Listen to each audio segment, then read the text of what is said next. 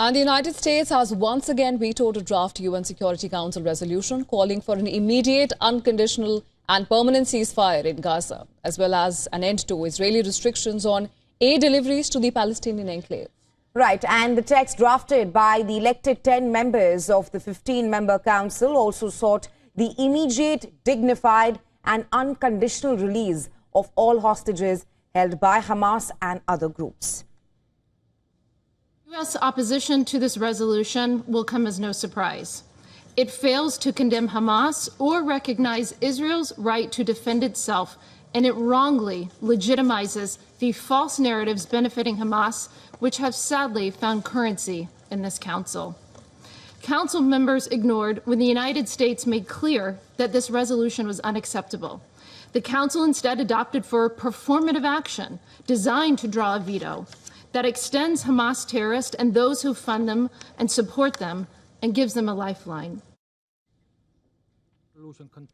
This is the sixth time that the U.S. has cast a veto in the Security Council over the Israel-Gaza war. The draft received 14 votes in its favor. This week, Israel upped its offensive in Gaza, forcing Palestinians to flee south to save their lives.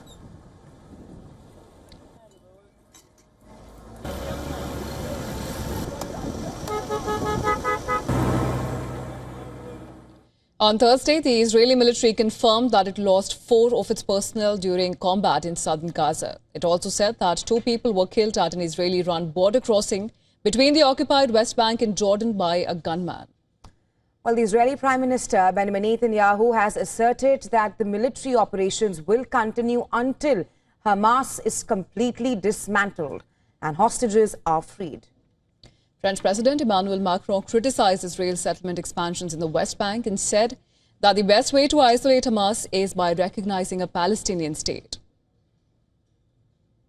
Israel delivered unique security results and restored its credibility in the region against Hezbollah, against Hamas, against key terrorist people in the regions.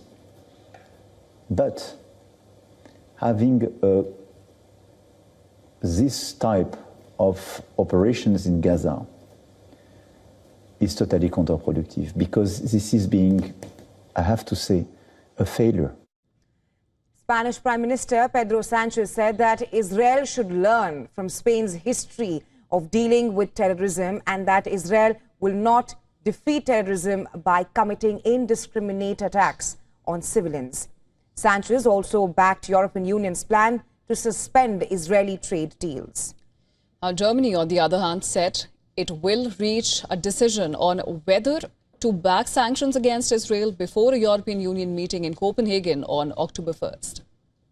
Well, according to reports, the UAE may downgrade its diplomatic ties with Israel. That's if Netanyahu's government annexes part or all of the West Bank. The UAE is, however, not mulling fully cutting ties.